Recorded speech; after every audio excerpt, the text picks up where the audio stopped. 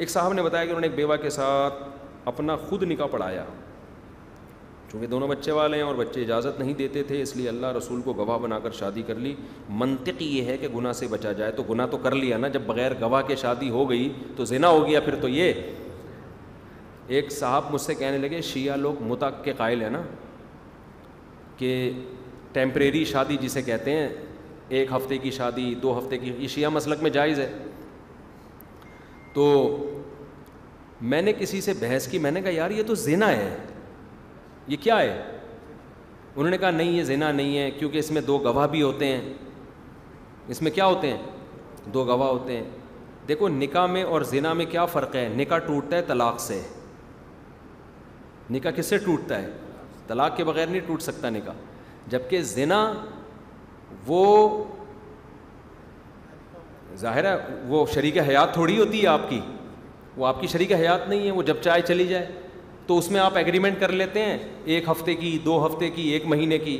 تو یہی ہے کہ جیسے 1 گھنٹے کا کے لیے لوگ ہوٹلوں میں طوائفوں کو لے کر آتے ہیں، تو آپ 1 ہفتے کے لیے لے آئے، 1 مہینے، تو اس سے تھوڑی کوئی فرق پڑتا ہے کہ 1 سال کے لیے لا رہے ہیں، 1 مہینے کے لیے۔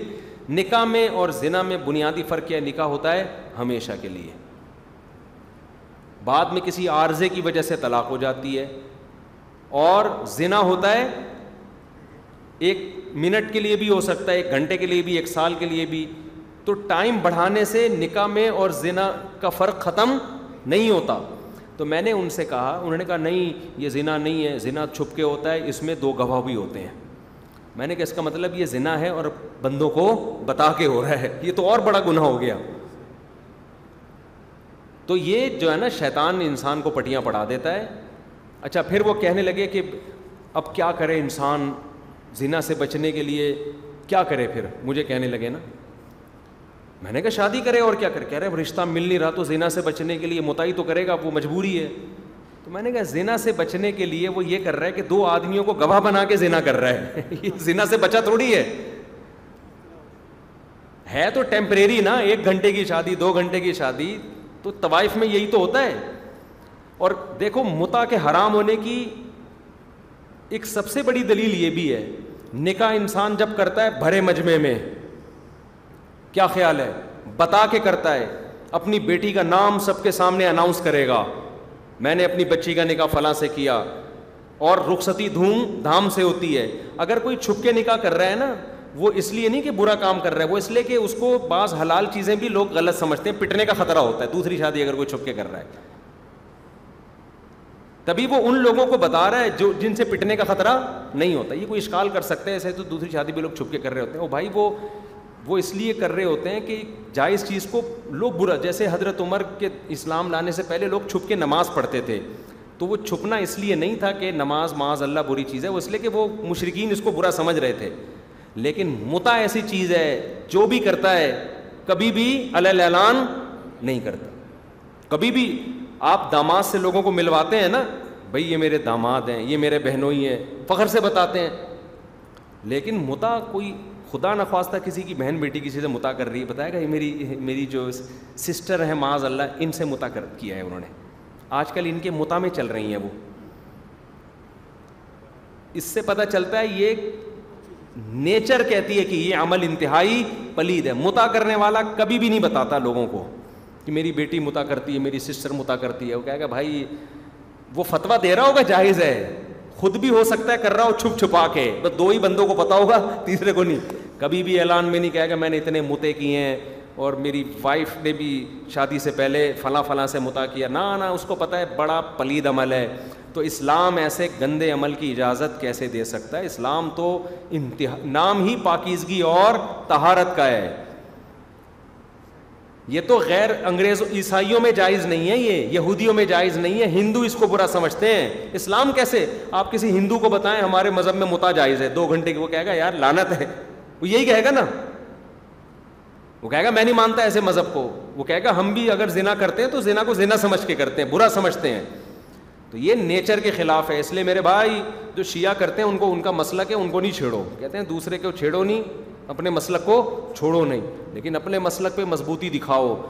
ہم یہ سمجھتے ہیں کہ اسلام میں متع کی کوئی گنجائش نہیں ہے، زنا اور متع کوئی فرق نہیں ہے، بلکہ متع اس لحاظ سے زیادہ بڑا گناہ ہے کہ آپ اس زنا پہ دو بندوں کو گواہ بھی بنا دیتے ہو. تبھی تو حضرت عمر نے کہا تھا جس نے متع کیا میں رجم کروں گا, اس کو پتھروں سے ماروں گا. تو اب جو حضرت عمر کو نہ مانے وہ پھر اس کی مرضی ہے, ہم تو مانتے ہیں بھائی حضرت عمر کو. اچھا بھائی, لیکن آپ یہ فرقہ واریت کا دور نہیں, جا کے چھیڑیں نہیں. آفس میں کوئی شیعہ ہوتا ہے اس کو جا کے چھیڑنا شروع کر دیتے ہیں, وہاں جا کے چھیڑیں. یہ چھیڑ چھاڑ کا دور ہمارا ملک اس کا متحمل نہیں ہے. جو جس کا مسلک ہے اس کو چلنے دیں, آخرت میں اللہ خود ہی سوال کر دے گا, اس سے پوچھ لے گا. میں جو آپ کو یہ بتا رہا ہوں یہ اس لیے کہ آپ اپنے مسلک پہ مضبوطی سے قائم رہیں. دوسرے کو چھیڑنے کے لیے, کسی کی توہین کے لیے نہیں کہہ رہا. ایک فرقہ واریت کی ایک وبا چلی تھی, کتنے قتل ہوئے تھے, کتنا فساد پھیلا تھا. اس طرف نہ آئیں دوبارہ. جو کر رہا ہے اس کو نہ میم بنائیں اس کے اوپر, نہ کوئی ایسی چبھتی ہوئی تقریریں کریں. بس بہت ہو گیا میرے بھائی, اتنے سوال. جامعۃ الرشید والوں نے الگ بورڈ کی ضرورت کیوں محسوس کی؟ اس پر اکابر کو کافی تحفظات ہیں, کیونکہ پچھلے ادوار میں آرمی چیف اور ترجمان وغیرہ آ چکے ہیں جس سے بدگمانیاں پیدا ہوئیں. آرمی چیف کا دورہ ہوا وغیرہ وغیرہ.